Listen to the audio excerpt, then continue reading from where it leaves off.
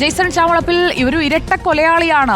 ഒരാൾ മരിച്ചു എന്ന് നമ്മൾ പറയുമ്പോൾ ഇതിലെ പ്രതി ഇരട്ട കൊലയാളിയാണ്. അതും തന്റെ ഉറ്റവരെയാണ് കൊലപ്പെടുത്തിയത്. അതിനുശേഷം കടന്നു കളഞ്ഞയാളാണ്. കൃത്യമായ ആസൂത്രിതമായ ഒരു കൊലപാതകത്തിന് ശേഷം ഇയാൾ ഉത്തരാഖണ്ഡിലേക്ക് കടക്കുകയായിരുന്നു എന്നല്ലേ മനസ്സിലാക്കേണ്ടത്? തീർച്ചയായും ഇയാൾ ഈ കൊലപാതകം നടത്തുന്നതിന് മുമ്പ് സ്വാഭാവികമായിട്ടും നാം ഹരിദ്വാറിലോ മറ്റൊക്കെ മരിച്ച നിലയിലൊക്കെയും അല്ലെങ്കിൽ പിടിക്കപ്പെട്ട നിലയിലോ ഒളിച്ചു പോയ ആളുകളെ പോലീസ് പിടിച്ചുകൊടുന്നൊക്കെ വാർത്തകളൊക്കെ പല സ്ഥലത്ത് കണ്ട്. പക്ഷേ കേദാർനാഥ് പോലൊരു സ്ഥലത്തേക്ക് ഇയാൾ എത്തിപ്പെടണമെങ്കിൽ വ്യക്തമായ ഒരു തീരുമാനത്തോടു കൂടി പോയിട്ടുണ്ടാകാം എന്ന് തന്നെയാണ് കരുതുന്നത്. ഞാൻ നേരത്തെ സൂചിപ്പിച്ചതുപോലെ തന്നെ ഏകദേശം ഡൽഹിയിൽ നിന്ന് 600, 650, 700 കിലോമീറ്ററോളം ദൂരത്തിലാണ് കേദാർനാഥ് ഉള്ളത്. കേദാർനാഥ് സ്വാഭാവികമായും ഒരു വാഹനത്തിൽ എത്തിച്ചേരാൻ കഴിയുന്ന സ്ഥലമല്ല. സ്വാഭാവികമായി കാറിലോ ബസ്സിലൊന്നും എത്തിച്ചേരാൻ കഴിയുന്ന സ്ഥലമല്ല. കേദാർനാഥ് എന്ന് പറയുന്നത് ഞാൻ നേരത്തെ സൂചിപ്പിച്ച പോലെ ഹരിദ്വാർ, ഋഷികേശ് വഴി കേദാർനാഥിൻ്റെ താഴെ ഗൗരികുണ്ട് വരെയാണ് സ്വാഭാവികമായും വാഹനം എത്തിച്ചേരുന്നത്. അതിനുശേഷം നടന്നോ അല്ലെങ്കിൽ കുതിരപ്പുറത്തൊക്കെ അകത്തേക്ക് കയറി പോകണം. അത്ര സുഖകരമല്ലാത്ത അല്പം ദുർഘടം പിടിച്ച വഴിയാണ് കേദാർനാഥിലേക്കുള്ളത്. അവിടെ അയാൾ എത്തി അവിടെ ഒരു വിശ്രമ കേന്ദ്രത്തിൽ മരിച്ച നിലയിൽ കണ്ടെത്തണമെങ്കിൽ അയാൾ ആത്മഹത്യ ചെയ്തിട്ടുണ്ടാകാം എന്ന പ്രാഥമിക നിഗമനമാണ് പോലീസിനുള്ളത്.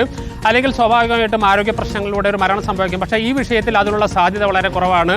നേരത്തെ ഞാൻ പറഞ്ഞതുപോലെ പോലീസ് കണക്കൂട്ടിയതുപോലെ തന്നെ ഇനിയൊരു തിരിച്ചുവരോ അയാൾ പോലീസിന് ഇനി പിടികൊടുക്കുക എന്നത് അസാധ്യമായ കാര്യമാണ്. അതുകൊണ്ട് തന്നെ അയാൾ മൊബൈൽ ഫോൺ ഉപയോഗിക്കുകയോ അല്ലെങ്കിൽ തൻ്റെ അടുത്ത ബന്ധുക്കളെയോ അടുത്ത സുഹൃത്തുക്കളെയോ വഴിയിൽ ഇത്രയും ദിവസമായിപ്പോൾ ഏകദേശം 2-ാം തീയതി ആണ് ഈ മരണം, വൈകിട്ടാണ് ഈ മരണം സംഭവിക്കുന്നത്. 12 ആയിരിക്കുന്നു, 10 ദിവസം പിന്നിട്ടിരിക്കുന്നു.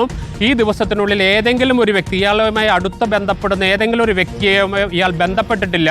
അതിനർത്ഥം ഇയാൾ പൂർണ്ണമായി ഇവിടെ നിന്നുള്ള ബന്ധങ്ങൾ ഉപേക്ഷിച്ച് പോയി എന്ന് തന്നെയാണ്. അതാണ് പോലീസിനെ കഴിഞ്ഞ ദിവസങ്ങളിലൊക്കെ വലിയ ആശങ്കയും അതുപോലെ തന്നെ ഒരു സാധ്യത, ഇയാളെ പിടികൂടാനുള്ള സാധ്യതകളെ സംബന്ധിച്ചുള്ള സംശയങ്ങളും ഉണ്ടായിരുന്നു. അതാണ് കഴിഞ്ഞ ദിവസങ്ങളിലൊക്കെ നാം അന്വേഷണ ഉദ്യോഗസ്ഥരുമായി സംസാരിച്ചപ്പോൾ അവർ വ്യക്തമാക്കിയിരുന്നത്. യാതൊരു സാധ്യതകളും ഇയാൾ ബന്ധപ്പെടുന്നില്ല. നിരന്തരമായി സൈബർ സംവിധാനങ്ങൾ വെച്ച് നിരീക്ഷണം നടത്തിക്കൊണ്ടിരിക്കുന്നു. അതോടൊപ്പം തന്നെ നിരവധി പേർ ഇയാളെ പല സ്ഥലങ്ങളിൽ കണ്ടു എന്ന് പറഞ്ഞ് പോലീസിനെ വിളിക്കുന്നുണ്ടായിരുന്നു. പക്ഷേ അതൊക്കെ പോലീസ് പോയി പരിശോധിക്കുമ്പോൾ ഇയാളല്ല എന്നതാണ് പിന്നീട് വ്യക്തമായിരുന്നത്. അതിനർത്ഥം ഇയാളുടെ ഫേസ് എന്ന് പറയുന്നത് വളരെ സിമിലർ ആയിട്ടുള്ള ഫേസാണ്. സ്വാഭാവികമായും നിരവധി പേർക്ക് ഇയാളുടെ ഒരു മുഖഛായ ഉണ്ട് എന്നതാണ് പ്രധാനമായും പോലീസിനെയും കുഴച്ചിരുന്നത്. അതുകൊണ്ട് നിരവധി ഫോൺ കോളുകൾ ഇയാളെ പല സ്ഥലത്തും കണ്ടു എന്ന് പറഞ്ഞ് പോലീസിന് വരുമായിരുന്നു. പക്ഷേ ആ അന്വേഷണങ്ങളൊക്കെ വഴിമുട്ടി നിൽക്കുമ്പോഴാണ് ഇപ്പോൾ പുതിയ വിവരം ലഭിച്ചിരിക്കുന്നത്. പോലീസിന് ലഭിച്ചിരിക്കുന്നത് ഉത്തരാഖണ്ഡിലെ വിശ്രമ കേന്ദ്രത്തിൽ ഇയാൾ മരിച്ച നിലയിൽ കണ്ടെത്തിയിരിക്കുന്നു. ഇപ്പോൾ ഡൽഹിയിൽ നിന്ന് ഇപ്പോൾ പുറപ്പെട്ടിട്ടുണ്ട് പോലീസ്. ഏകദേശം 10-12 മണിക്കൂർ എടുക്കും അവിടെ എത്താൻ.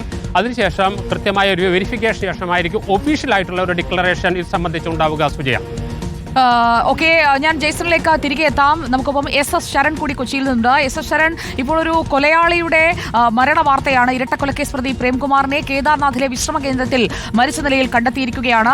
ഇയാളുടേത് സ്വാഭാവിക മരണമാണോ അതോ ആത്മഹത്യയാണോ എന്നതാണ് അറിയേണ്ടത്. 2ാം ഭാര്യയും അമ്മയുമാണ് കൊലപ്പെടുത്തിയതിനു ശേഷം ഇയാൾ ഒളിവിൽ പോയത്. ആദ്യ ഭാര്യയുടെ മരണമടക്കം സംശയാസ്പദമായി തന്നെ നിൽക്കുകയല്ലേ ഇപ്പോൾ SS ശരൺ?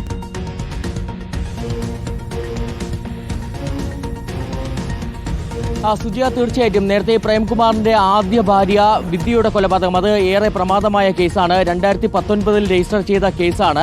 അന്ന് ഒരു മിസ്സിംഗ് കേസായിട്ടാണ് രജിസ്റ്റർ ചെയ്തിരുന്നത്. പിന്നീട് ഉദയംപേരൂർ പോലീസ് വലിയ അന്വേഷണം നടത്തിയപ്പോഴാണ് ഇയാൾ തന്നെയാണ് പ്രതി എന്നുള്ളത് കണ്ടെത്തിയിരുന്നത്. പ്രേംകുമാർ വിദ്യയുമായി കുറച്ചു കാലം താമസിച്ചിരുന്നത്, അന്ന് ഒരു 6 മാസത്തോളം താമസിച്ചിരുന്നത് പേയാടിലെ ഒരു വില്ലയിലാണ്. അവിടെ വച്ചാണ് ഇയാൾ കൊലപ്പെടുത്തിയിരുന്നത്. അതിനുശേഷം വിദ്യയുടെ മൃതദേഹം തിരുനെൽവേലിയിലെ റോഡരികിൽ കൊണ്ട് ഉപേക്ഷിക്കുകയായിരുന്നു. അതിനുശേഷം മടങ്ങിയെത്തിയ ശേഷം, അതായത് കൊച്ചിയിലോട്ട് മടങ്ങിയെത്തി പിന്നീട് ഉദയംപേരൂർ പോലീസിന് പരാതി നൽകുന്നു. അതായത് തൻ്റെ ഭാര്യയെ കാണാനില്ലെന്ന് പരാതി നൽകുന്നു. ഇതോടൊപ്പം തന്നെയാണ് ഇയാൾ ഈ അന്വേഷണം വഴിതിരിച്ചു വിടുന്നതിൻ്റെ ഭാഗമായിട്ട് വിദ്യയുടെ മൊബൈൽ ഫോൺ നേത്രാവതി എക്സ്പ്രസിൽ ഉപേക്ഷിക്കുകയും ചെയ്തിരുന്നത്. അങ്ങനെ പോലീസ് ഈ മിസ്സിംഗ് കേസ് രജിസ്റ്റർ ചെയ്ത് അന്വേഷണം ആരംഭിച്ച പോലീസ് സംഘം ഗോവ വരെ എത്തുന്ന സാഹചര്യം ഉണ്ടായിരുന്നു. കാരണം വിദ്യയുടെ മൊബൈൽ ഫോൺ ഗോവയിൽ എത്തിയപ്പോഴാണ് ഈ ട്രെയിനിൽ വെച്ച് സ്വിച്ച് ഓഫ് ആകുന്നത്.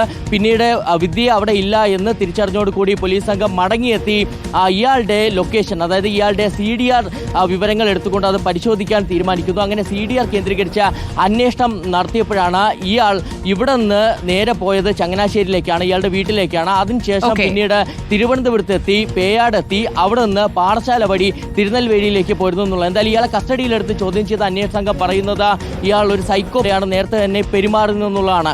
അതായത് അയാളുടെ ഒരു പെരുമാറ്റ രീതികളൊക്കെ ഒരു സൈക്കോപാത്തിന്റേതാണ്, ഒരു ക്രിമിനലിന്റേതാണ് എന്നത് ഇപ്പോൾ സ്ഥിരീകരിച്ചിരിക്കുകയാണ്. കേദാർനാഥിലെ വിശ്രമ കേന്ദ്രത്തിലാണ് ഇരട്ടക്കൊലക്കേസ് പ്രതി പ്രേംകുമാറിനെ ഇപ്പോൾ കണ്ടെത്തിയിരിക്കുന്നത്. മരിച്ച നിലയിൽ കണ്ടെത്തിയിരിക്കുന്നു. സ്വാഭാവിക മരണമോ അതോ ആത്മഹത്യയോ അത് മാത്രമേ അറിയാനുള്ളൂ.